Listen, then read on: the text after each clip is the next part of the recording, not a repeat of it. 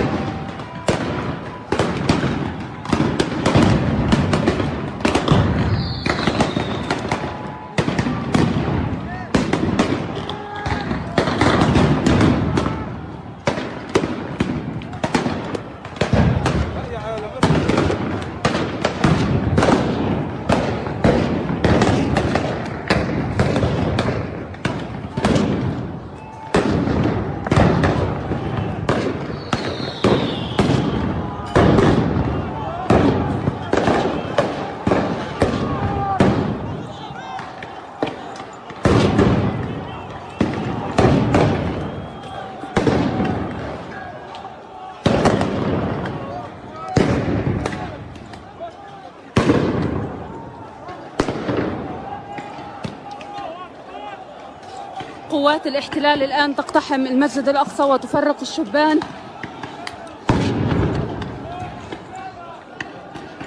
اقتحام قوات الاحتلال المسجد الأقصى الآن.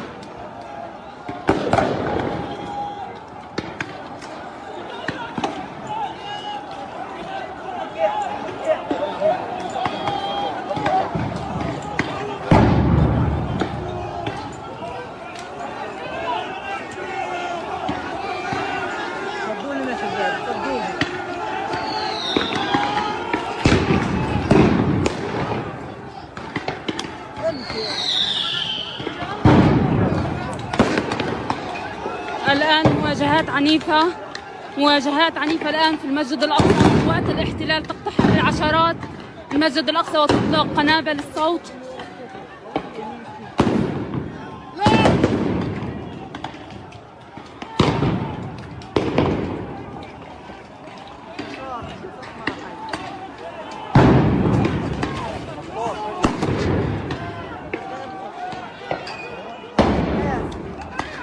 الآن قوات الاحتلال تطلق قنابل الغاز والصوت.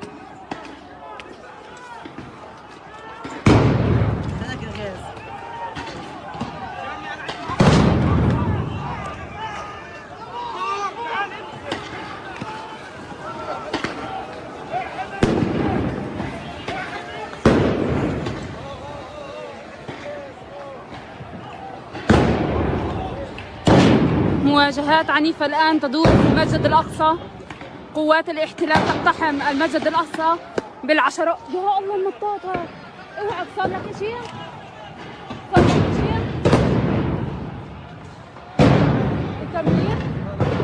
تمام.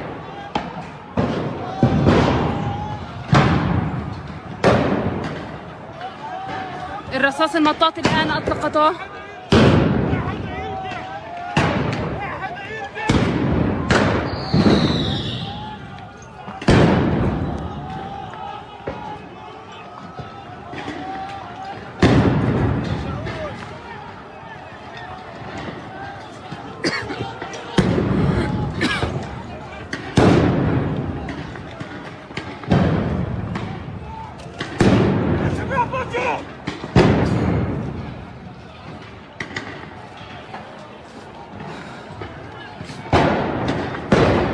بالك هلا المنطقة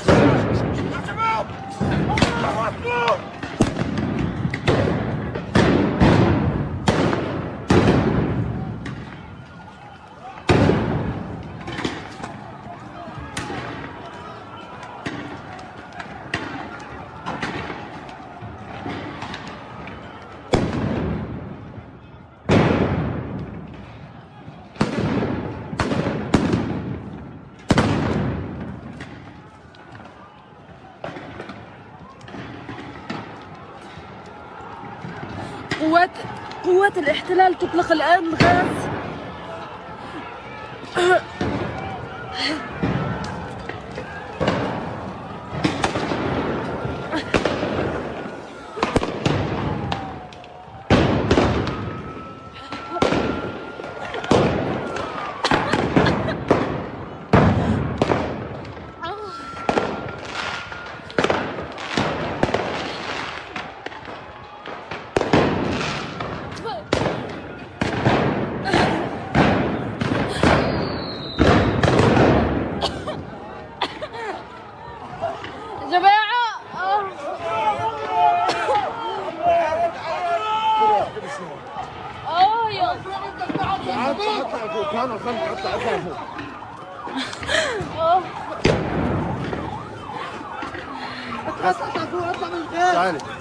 تعالي تعالي تعالي تعالي تعالي اطلع اطلع اطلع تطلعش ماي سوي غاز اطلع فوق اطلعي الاحتلالية على محاسن المسجد الأقصى. انتبه يختم النطاطة بس.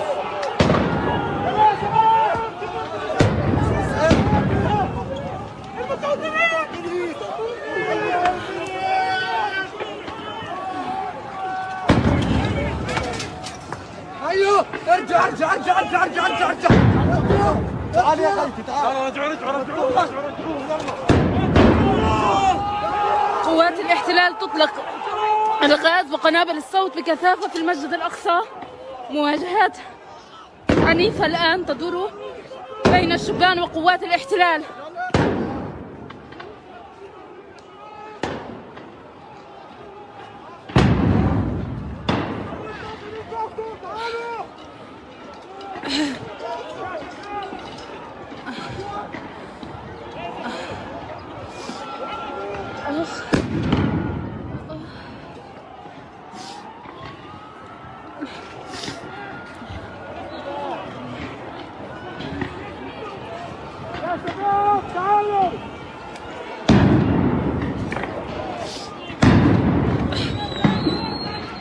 قوات الاحتلال تطلق العشرات من قنابل الصوت والغاز في المسجد الأقصى.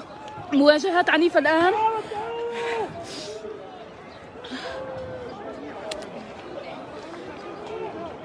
هناك العشرات من قنابل الصوت والغاز في المسجد الأقصى.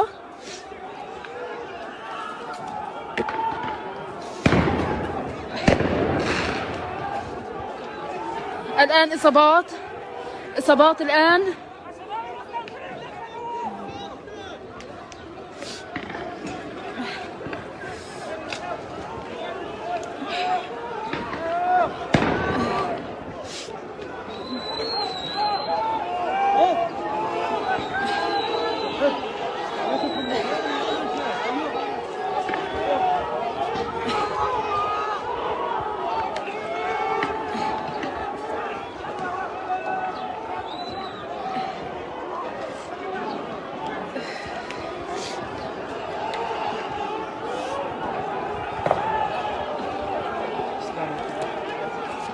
سحبوا شوية.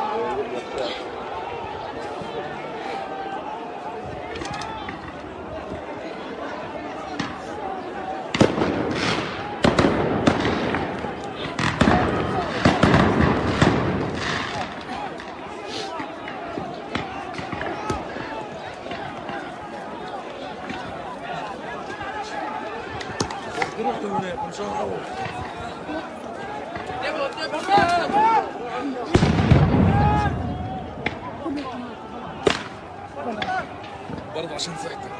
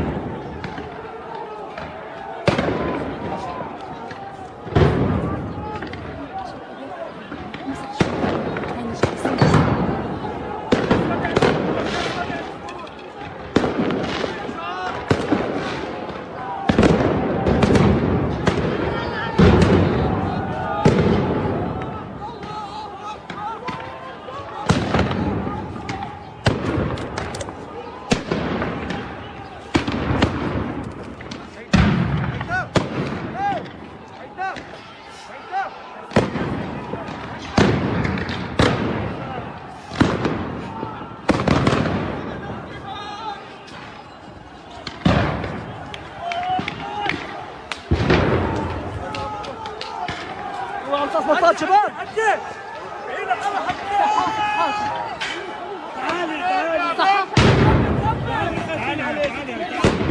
تعالي انا الضرب.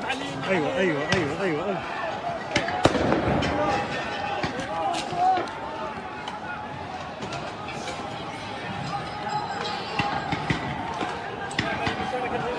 ما زالت المواجهات عنيفة بين قوات الاحتلال والشبان في المسجد الأقصى.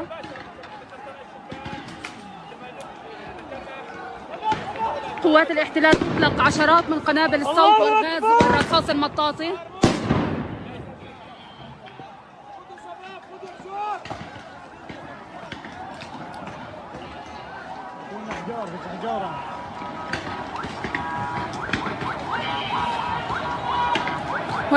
هناك إصابات الآن، هناك إصابات. فيش هاي الأحجار عندك.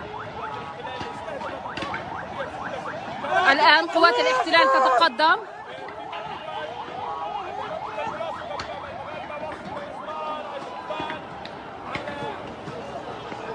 كسر هيبة الاحتلال وعدم السماح له أو لمستوطنيه يبدو أن هذا اليوم سيكون حدثا فاصلا في تاريخ القضية الفلسطينية. الأحداث تذكرنا بما جرى في انتفاضة الأقصى عقب اقتحام شارون لمسجد الأقصى.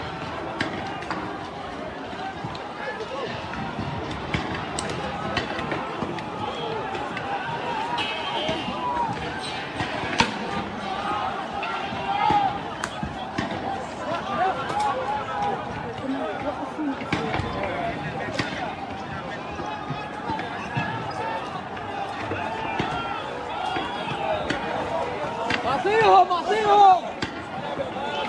المحزار. لا للشباب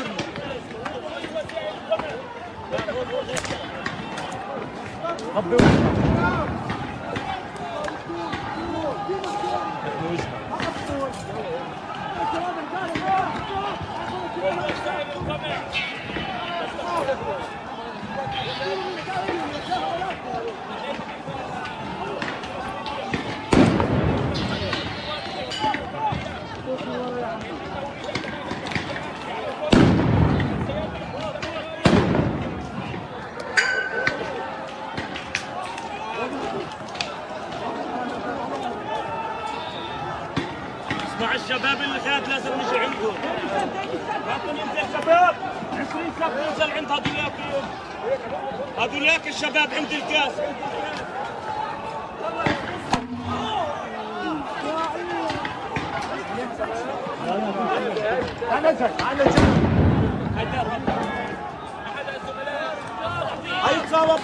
إصابة الآن، إصابة.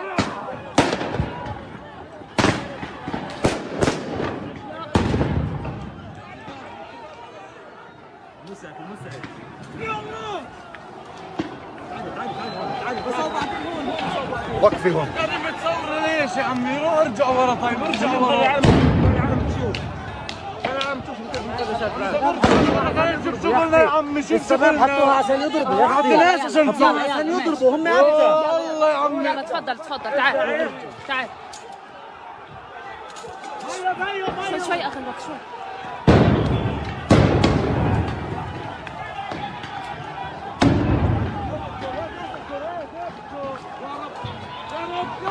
الآن قوات الاحتلال تتقدم نحو الشبان.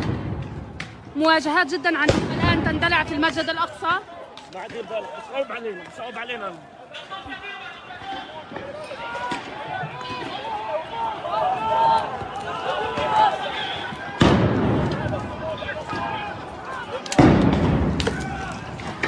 خالتي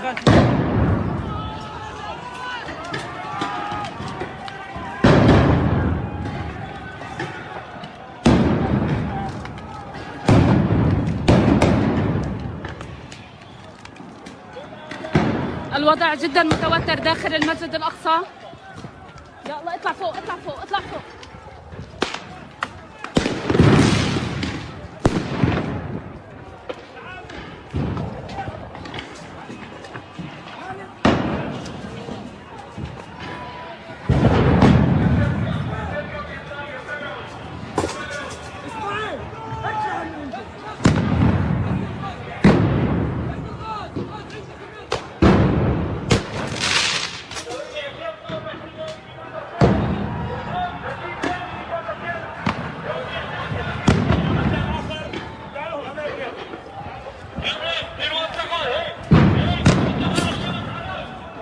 خليك معنا. خلص على امه. يا الله، دير بالك. تعال هون.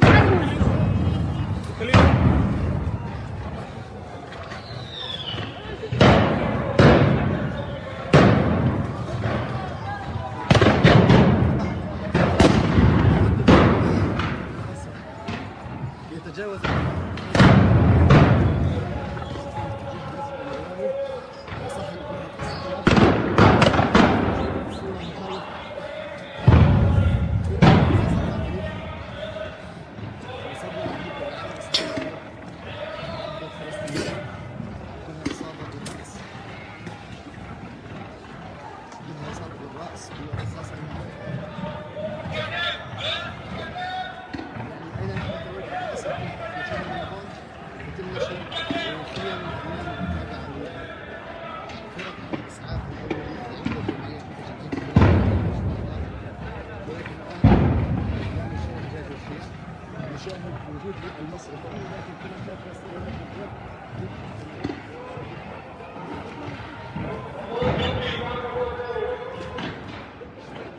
عدد من الإصابات.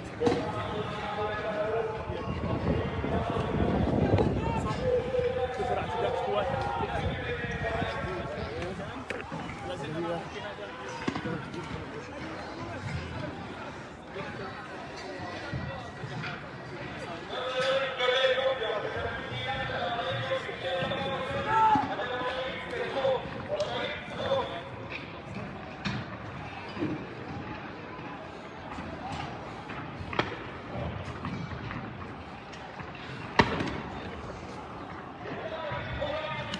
قوات الاحتلال تحاول فتح المصلى القبلي على المصلين.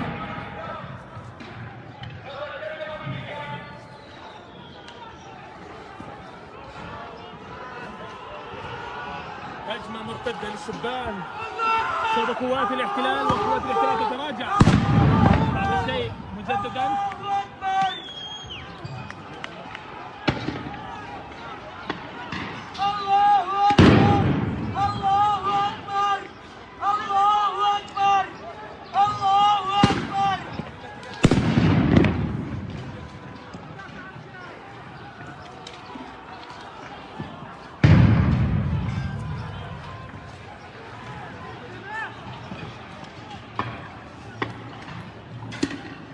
اوعك راح يطلقوا هيك لانه الحجاره تجي هيك. اوعك اوعك اوعك، تعال نرجع محل ما كنا.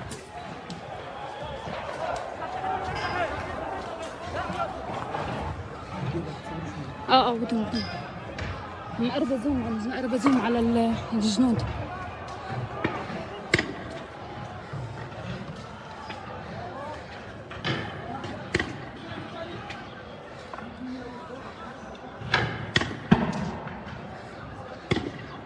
قوات الاحتلال تطلق الرصاص المطاطي الآن على الشبان.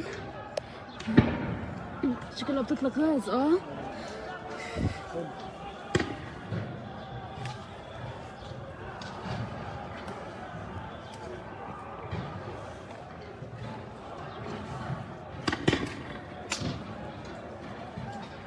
مجددا متابعينا الكرام، بعد الساعة 8:10 تقريبا اقتحمت أعداد كبيرة من قوات الاحتلال بمسجد الأقصى من جهة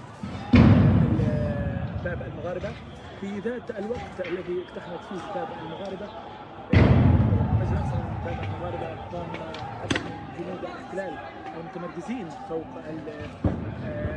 المنازل الغربية المحاذية للمسجد الأقصى باستهداف المعتكفين بالرصاص المطاطي وبالقنابل الصوتية.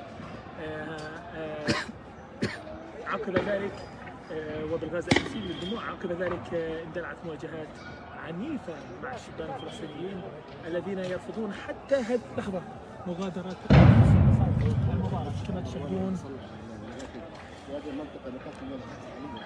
تشاهدون أعداد كبيرة من الشبان لا زالوا يتواجدون. قوات الاحتلال تطلق العشرات من قنابل الغاز وقنابل الصوت والرصاص المطاطي.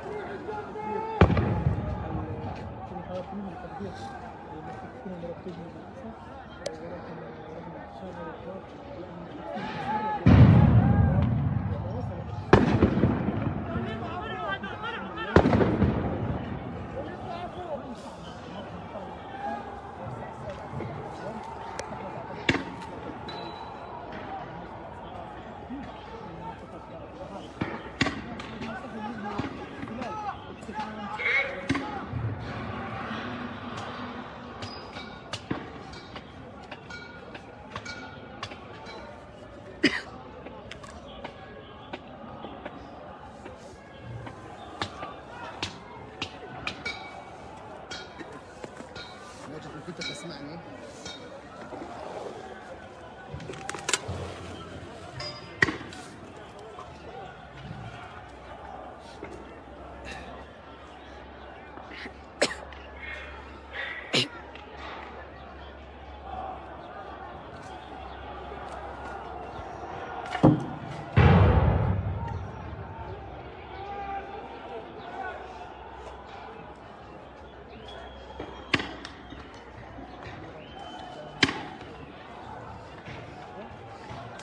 نعم، يعني حاليا بيان من الهلال الأحمر الفلسطيني قال به بشكل واضح أن قوات الاحتلال الإسرائيلي تمنع الطواقم في القدس من الوصول إلى المسجد الأقصى المبارك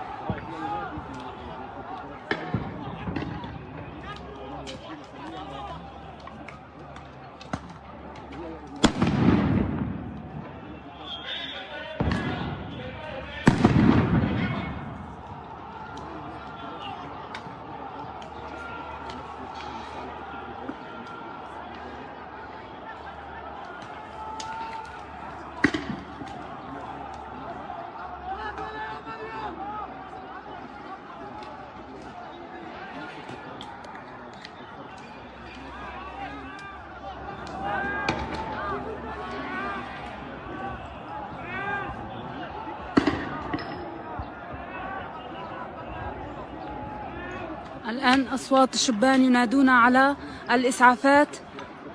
يبدو أن هناك إصابات.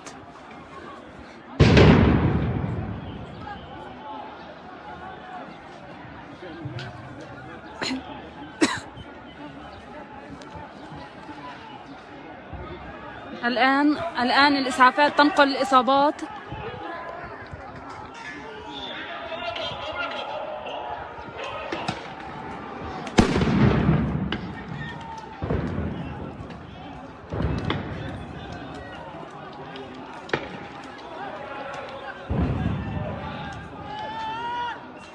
هناك أصوات شبان في كل مكان ينادون على الإسعافات.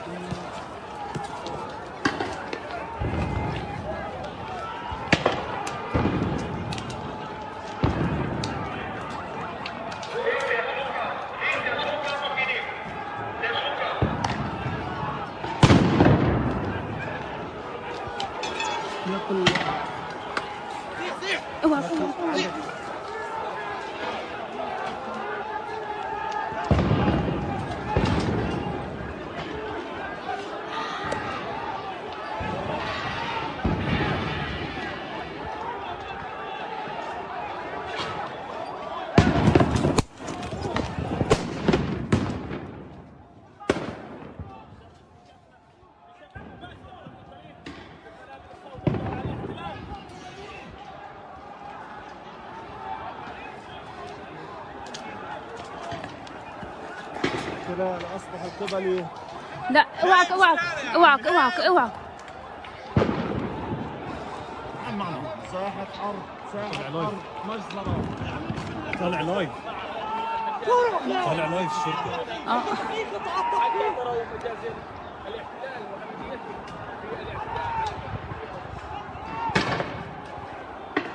يا شباب بس من عندنا الله يرضى عليكم.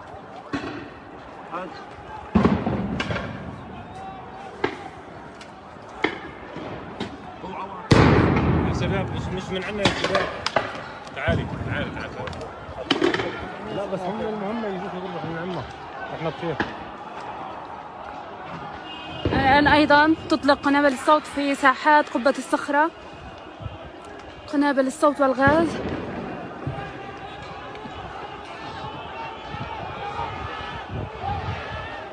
شكله غاز، هذا مش صوت، غاز.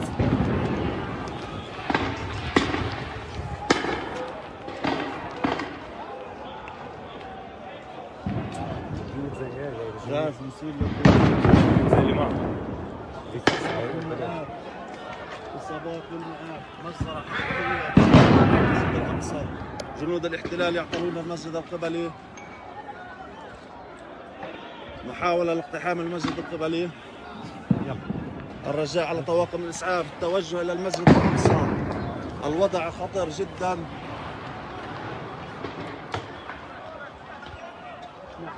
مواجهات عنيفة تركز فوق مصلى المروان وتنفيذ مصلى المروان، وأيضا المشرفة هناك تراجع للسكان حاليا بسبب استخدام القوة المفرطة من قبل الاحتلال الإسرائيلي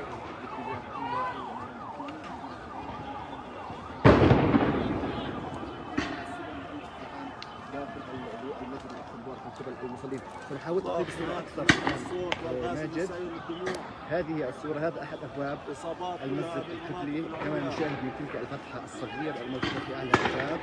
هناك كثافة للغاز المسيل للدموع، كثافة الغاز المسيل للدموع في تلك المساحة كبيرة من المصلين المعتكفين في تلك المنطقة، وهو ما أدى إلى ما شاهد هؤلاء المصلين عبر باب آخر من المسجد الأقصى. تركز في فوق صحن قبة الصخرة المشرفة. سنحاول اختراق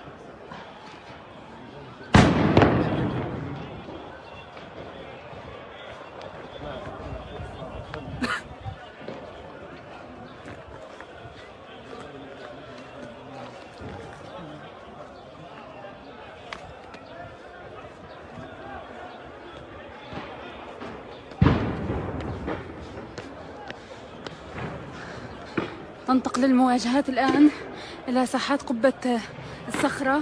قوات الاحتلال اعتلت ساحات قبة الصخرة وتطلق الآن قنابل الصوت والغاز على الشبان.